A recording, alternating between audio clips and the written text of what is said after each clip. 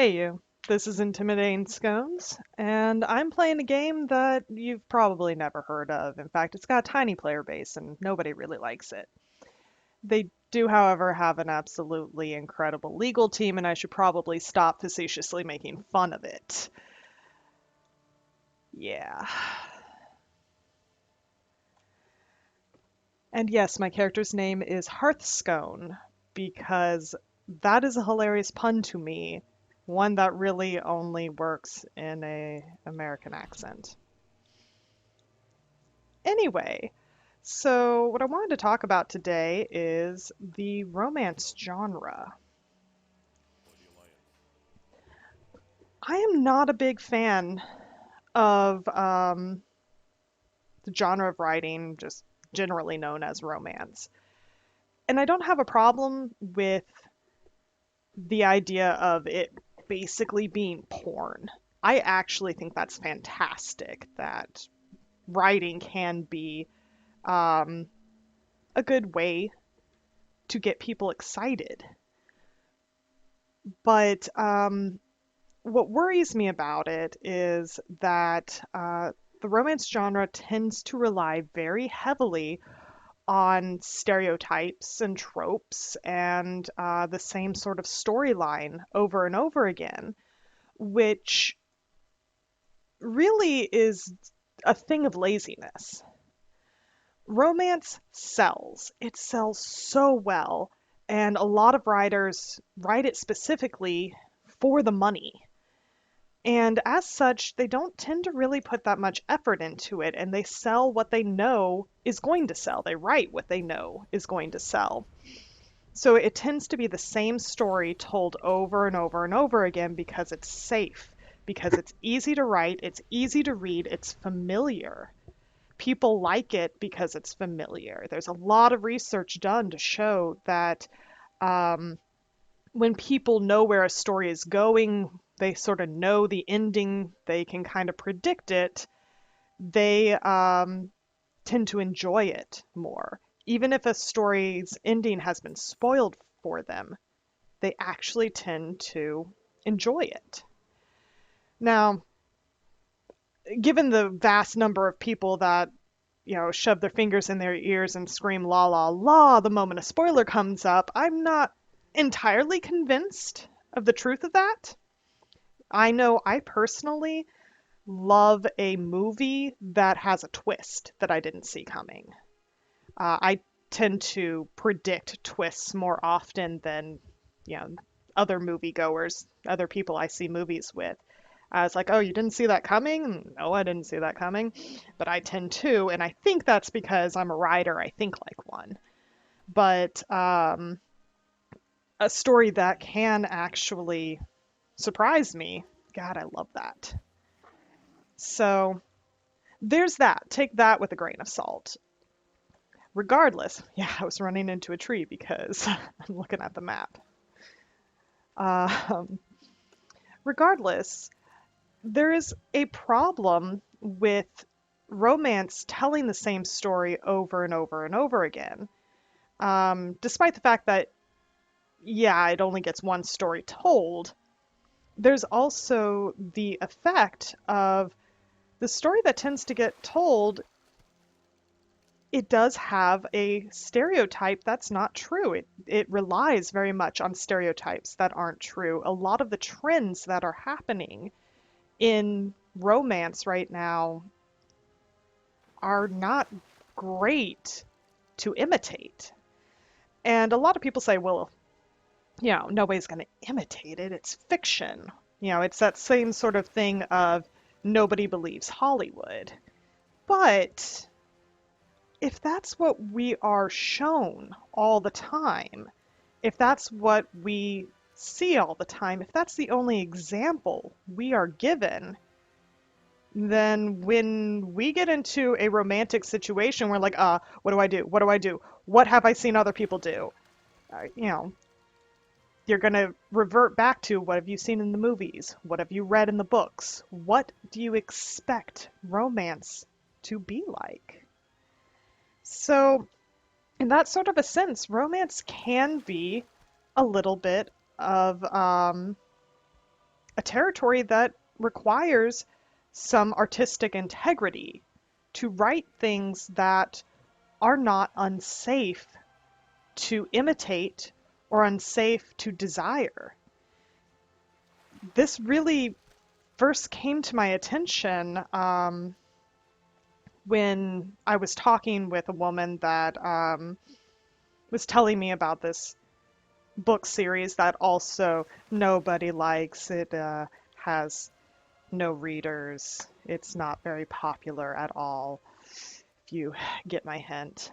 Um, she wanted her daughter to read it so that her daughter would know what it felt like to be in that situation.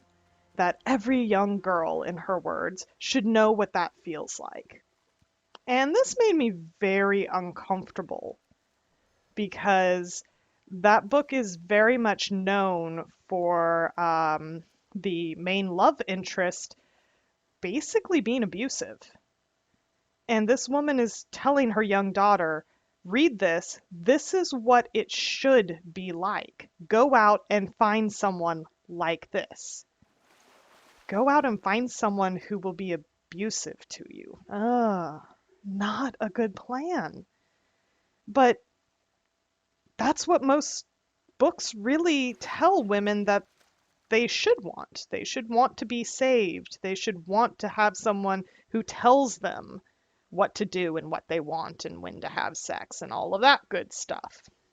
And one of the things that I definitely notice throughout books and movies and most of media is that there really is not a whole lot. Ooh, this guy may need some help. There's not a whole lot in way of consent. And that is worrisome to me. That it's to the point where I've had a lot of people tell me there isn't a way to make consent sexy, so don't even try. Consent ruins the mood, so we shouldn't have to try to get it. It's just ridiculous. You can't be sexy and consensual at the same time. And to me, I'm just like, whoa, hold the phone. For one thing, I understand the human tendency to say something you've never seen before doesn't exist, but that sounds like some grade A creeper shit right there. So instead of telling those people that they're idiots, I'd rather just give an example. So what I did this Valentine's was write a romance story that defies a lot of tropes. Of course, I use some pretty clear and obvious gimmicks to get there, but, again, it's fun. And really works in sexy consent and gives an example of how you can have that and keep the story or the situation or all of the above be really stimulating. It doesn't kill the mood. So, yeah. If people need an example of, nope, nope, nope, nope, nope. Yeah, people needed an example of nope. I have no idea what glitch just happened there, but that was amazing and terrifying, and I'm running away right now. All right. Anyway, if you want an example of what I think is sexy consent, go to intimidatingscones.com and read some of my romance stories. The one I wrote recently is called Breaking the Barrier. And yeah, have a look. Anyway, um, for the rest of this video, I'm just sort of gonna lay back and relax and talk a little bit about creating Breaking the Barrier and some of my intents and how it worked out and some of the fun twists that came with it. But so if you've had your fill and want to move on, that's cool. If you want to sit back and relax with me while I pretty much let's play, that's cool too. But either way, you should also check out that I have a Facebook page. I finally made one. And so that's a thing. So come be my friend on Facebook. But yeah, Breaking the Barrier was really fun to write. Um, I write romance really only for the fun of it. I don't tend to put much of a point to it other than let's do something sexy. And also, I add in the consent just for that responsibility. And I think that while I'm adding something to the world by giving an example for people who want it, of hey, here's one way that you can make consent sexy since I feel like it's a necessity. And I think there's a lot of people that would agree with me there. Um, hear me be all cautious because it's YouTube. Let's just go out and say, you gotta figure this shit out. You gotta be able to get consent and keep the mood. And if I can help people with an example of, you know, example of that, then there you go. Anyway, um, goodness, I'm still in combat. Come on. Well, fine. Why does this keep happening? This is really weird.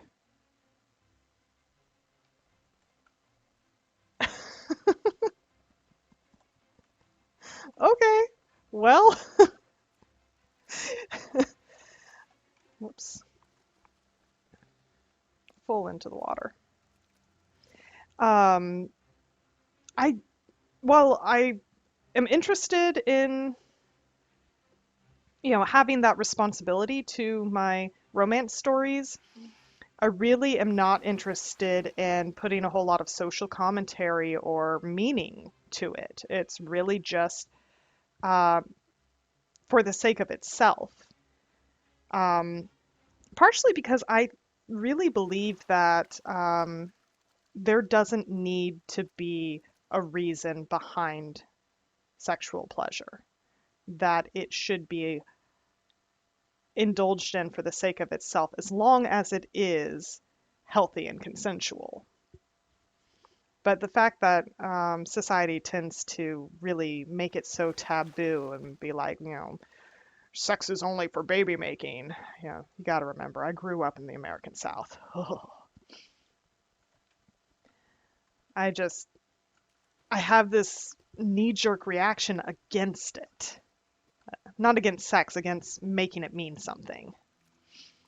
So I don't really like to have a whole lot of meaning to those stories, but with Breaking the Barrier, I actually accidentally did. So if you haven't read it, I highly recommend either going and reading it now or not caring that I'm about to spoil some of it. Though it's hardly much of a spoiler to say the guy and the girl get together. Big surprise. Oh my gosh.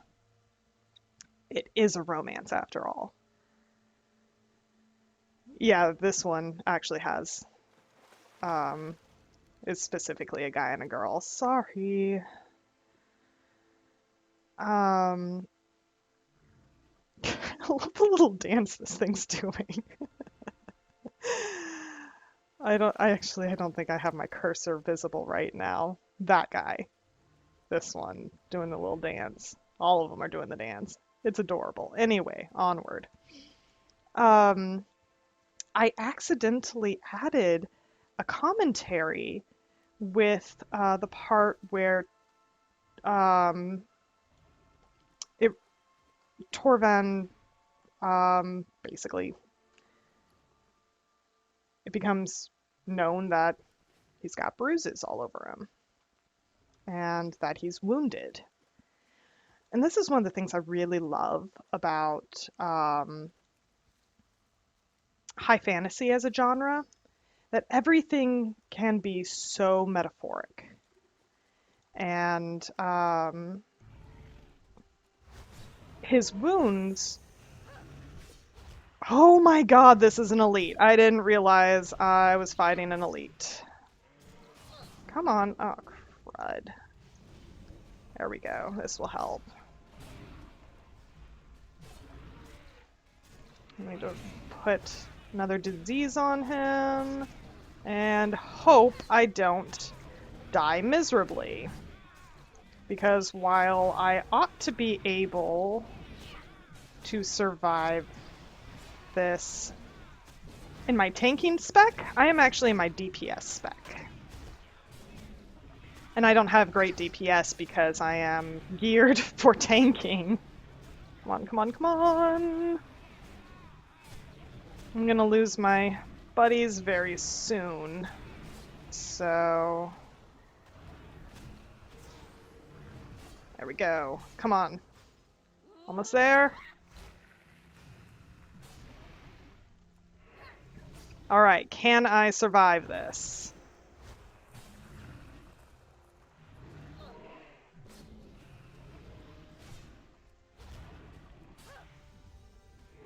Maybe.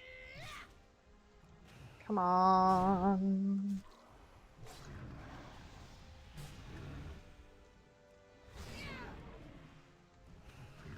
Oh, I may just survive this. I may just survive this. Ha! I actually feel pretty good about myself. And now I can't see the fish because there's a giant thing. I can't even see my lure. Oops, I need to put... Okay.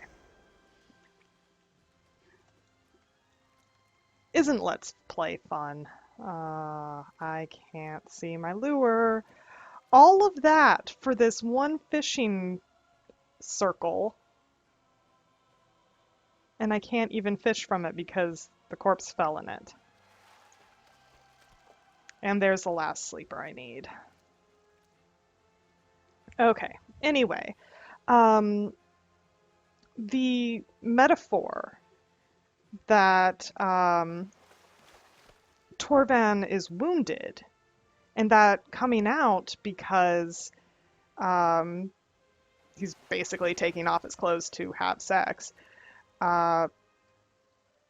is really metaphoric for when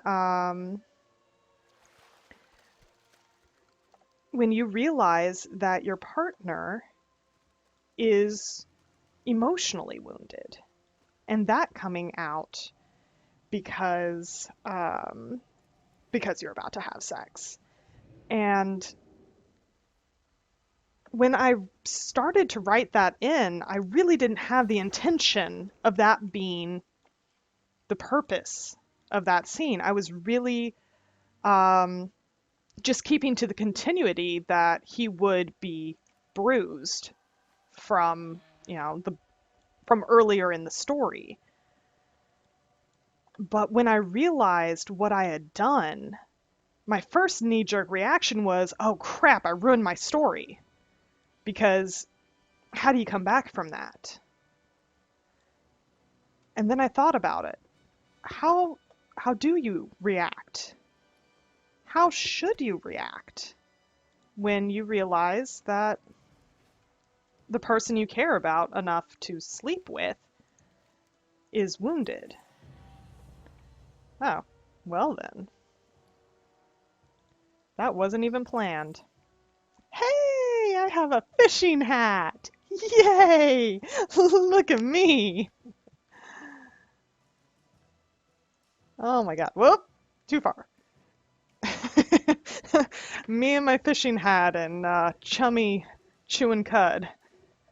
Are we not an awesome pair?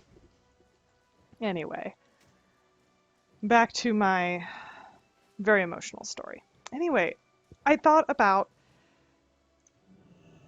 if I'm telling a story on how you should try to get consent, maybe I should go ahead and tell a story on what you should do if you, excuse me, sorry, bopped the microphone from hiccuping. Uh, what should you do when you find out that your partner is emotionally wounded? How do you react to that? Give an example of doing it right. And so I tried really hard to write that in and give that example and show that I think this is how it should be done. Now, I'm not sure if I really hit the nail on the head, but I think it was better than not trying at all. Better than backpedaling and saying, once you find that out, sex is off. It's just, I wouldn't like that if somebody did that to me. Wow, I have too much of this. Oh well. Where's my, oh. All right. Woohoo! I guess I'll go putz around. So,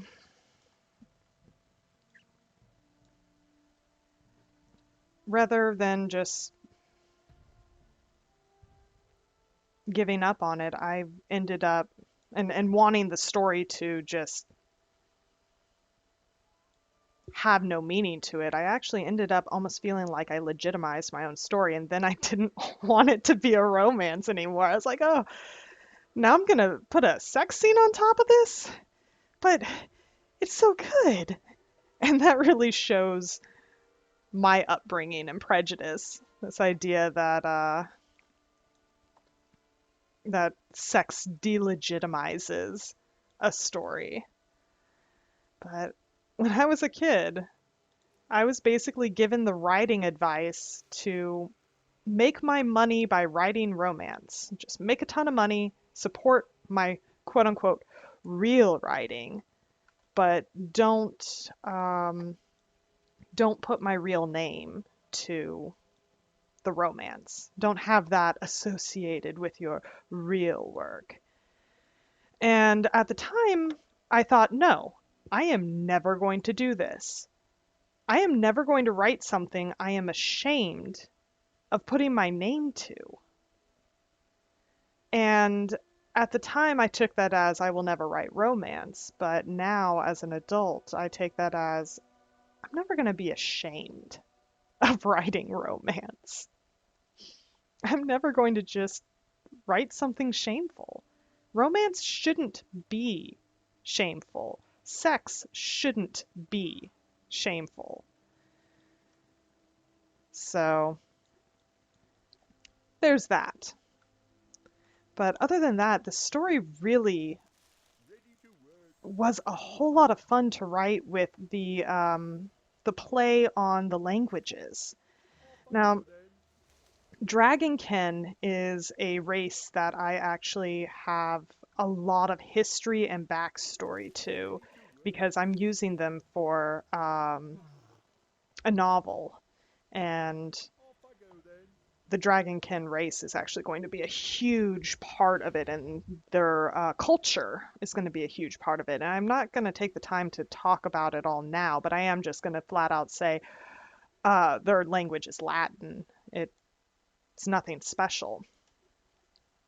But the ice nymphs, which I basically made up for breaking the barrier, um, the ice nymphs are their language I played with and made up completely, and it was a lot of fun to just create some rules of syntax and linguistic rules to this language, and I played with both English and Latin rules to create a new set of rules. And I realized while doing this and creating, if you knew each word that that Torvan was speaking, and Quercus, who can speak that language, which I put the name of the language in the story, but I don't have it in front of me, and it is mostly consonants, and I have pronounced it before, but I can't remember what it is now because it's just a string of consonants. Regardless, if you knew what each word was, you would be able to tell that I was keeping to what I was writing.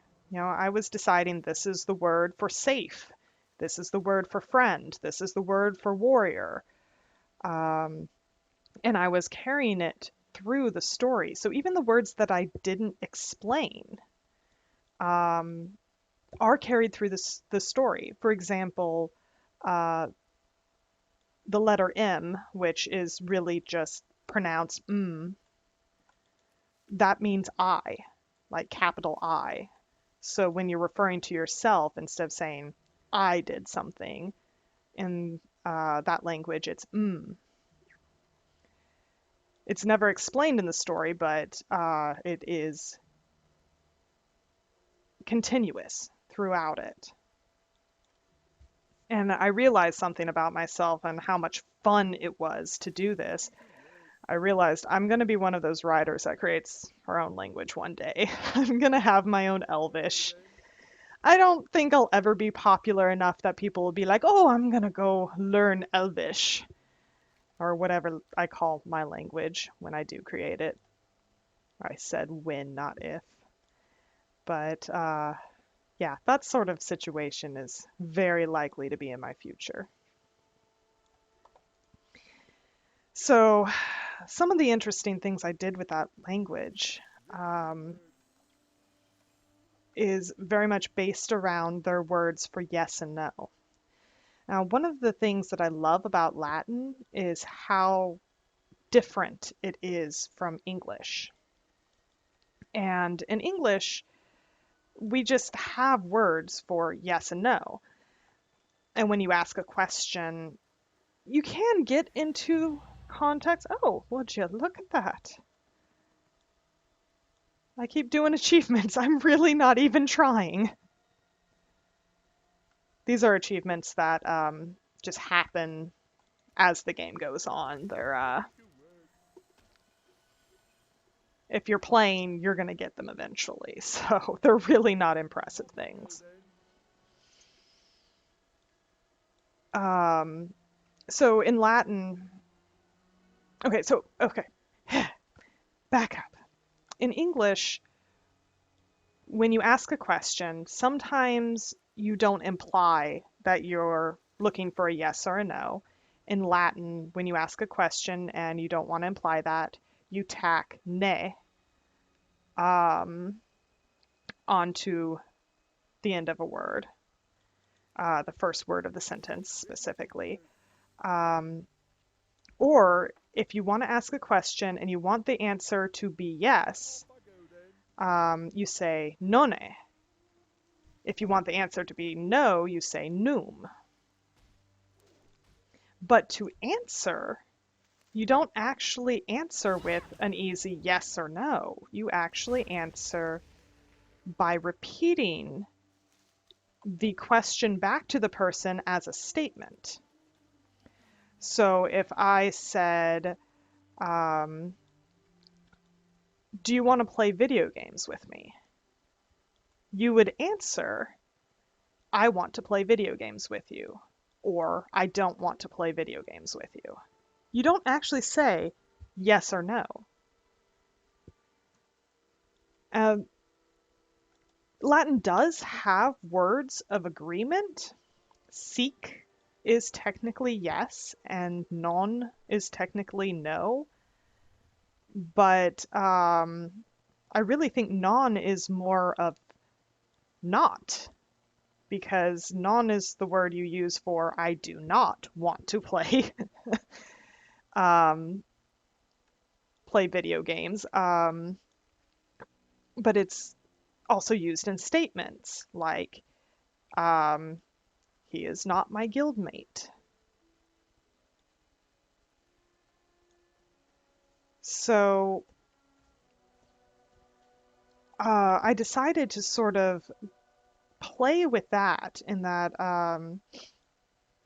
English has easy words for yes and no, whereas Latin deals more in concepts. So I took it to an extreme of having two easy words of yes and no,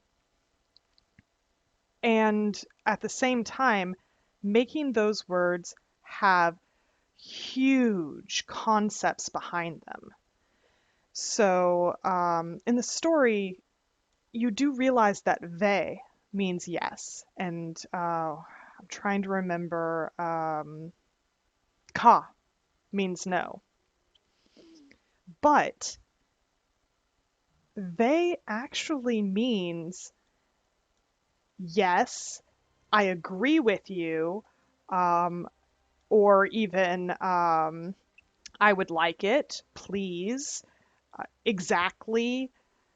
You know, it has all sorts of meanings of basic agreement. You're right. It could be used for so much, whereas ka can be no or stop it. I don't like that. Please don't. I don't agree with you. I don't want any. All sorts of meaning can really go along with this yes and no,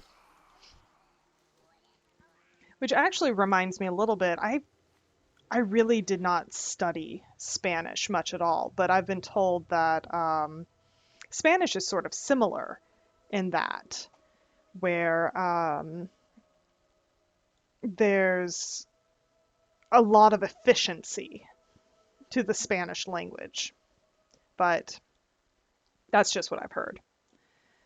That's sort of what I think of when I think efficiency, that one word can be used to mean so much. Oh, I missed something.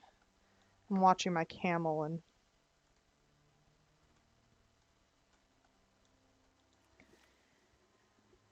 it was just a lot of fun to sort of make up these rules that, while they're used in the story, they're really not pointed out.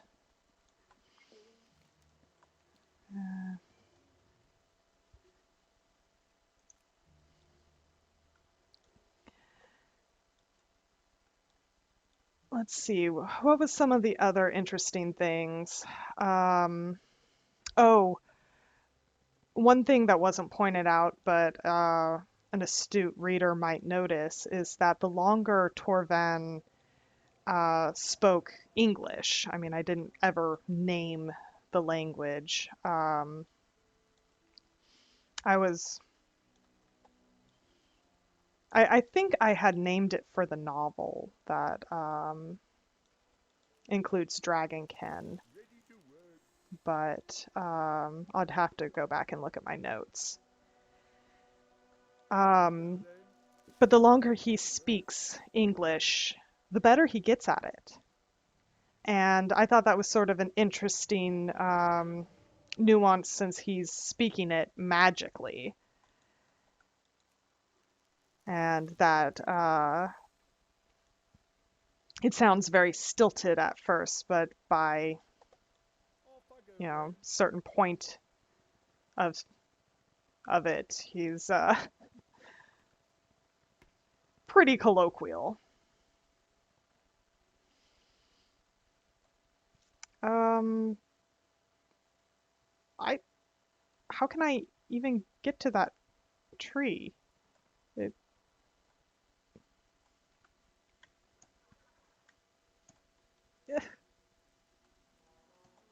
yeah, screw it. I don't need it anyway. I didn't want that timber. Oh, this is gonna hurt. as long as I don't die.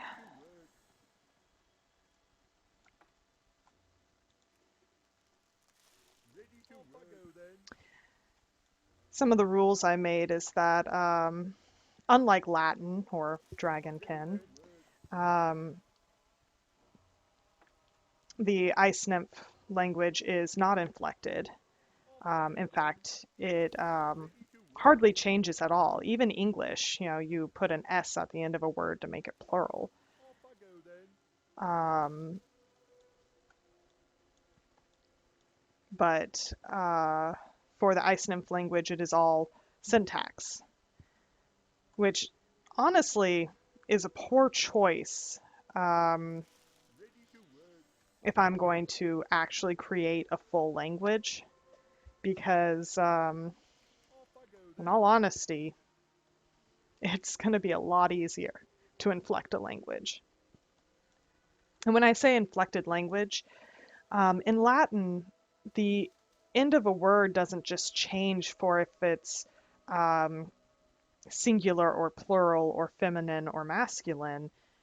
It actually changes for if it's the subject or the object, or anything in between.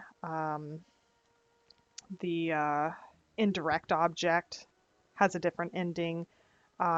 Possessive has a different ending. Then verbs have all sorts of endings, according to if it's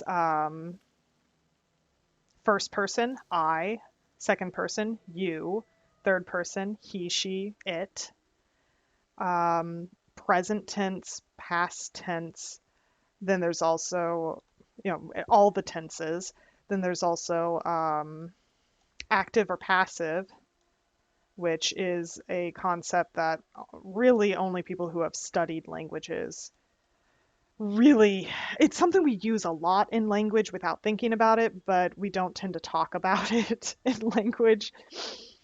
It's the difference between I threw the ball and the ball was thrown. One has the subject doing the action, and the other has the subject having an action done to it. So then there's also in Latin the difference between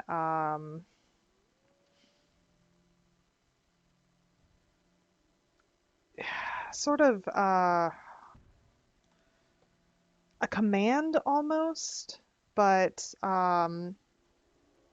more of permission. This is actually used in Breaking the Barrier when Quercus tells Daeun, you are not allowed to die.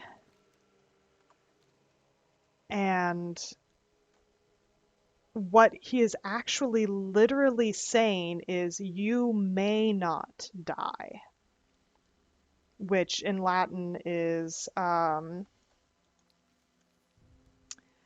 it's called jussive,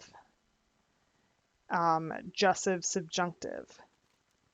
And it basically is giving permission or not giving permission in this case. And the difference between it is like one letter in the verb that is changed. So it goes from you are dying to you may die, or you are not dying to you may not die. It makes that huge difference, but it's just this one letter that gets changed. It's absolutely amazing. Of course, according to the verb, it might be more than one letter, especially when you get into subjunctive plurals. Oh, subjunctive plurals are fun, but anywho, I am a philologist, so don't mind me geeking out about my words. Shall I geek out about WoW in your general direction now? I just ran around collecting mostly timber, but the frostweed is really important to an alchemist, and I'll show you that. One of the interesting things they did about this game, about this expansion, for one thing, this garrison is completely instanced. This is my garrison. It's like having your own house.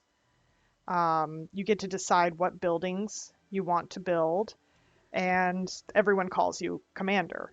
I mean, I am the commander of this garrison. It seriously makes me feel like the main character in a Tamora Pierce novel. Anyway, one of the things you can do is put up buildings that correspond to your profession. I'm an alchemist, so I have an alchemy lab, and I can tell people to turn frostweed into catalysts, which are used for the most powerful alchemy uh, flasks and potions and such. But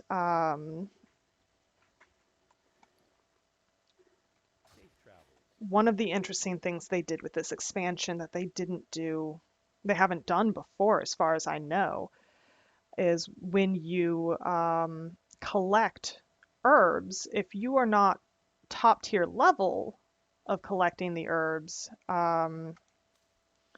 you collect fragments of those herbs and you're still able to get them.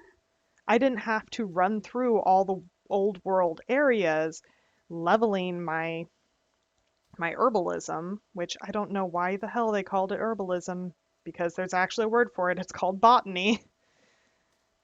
But all right, whatever.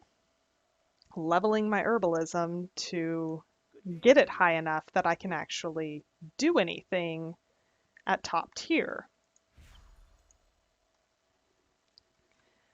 But since they changed that you can basically collect these fragments until it becomes high enough. As you can see, there's, actually you can't see my cursor, but you can see on my profession tab that I am under 600. So once I hit 600, I will be able to collect the full herb rather than just fragments.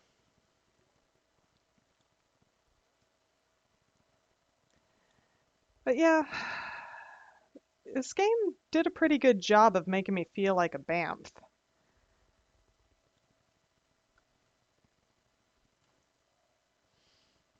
And also I have my own herb garden over here. At the moment, nothing's planted because I collected it all today.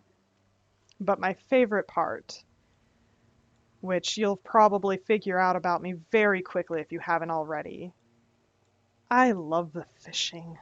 I love the fishing shack. I love the fishing hole. I love that waterfall. Back here, fishing from here, great spot. My other favorite spot is right over here. Just a lovely view of the garrison. But my ultimate favorite is fishing right atop here. Because, whoops, as I fall into the water. Come on, Cam. There we go.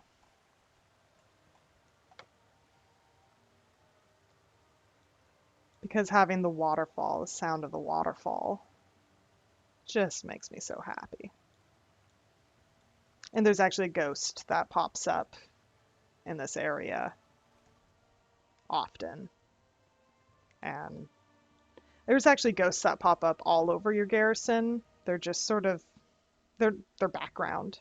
They're, you can talk to them, but I've never had one do anything for me, give me a quest or anything. But I think that's really an interesting addition. Oh, I didn't turn in my lumber. I got all that lumber and didn't turn it in. La-dee-dee-dee-doo. Oh, yeah. Remember what I said about them having a fantastic legal team? They can do stuff like this. I am speaking to Justin Timber Lord. Yeah. I don't know how they get away with this.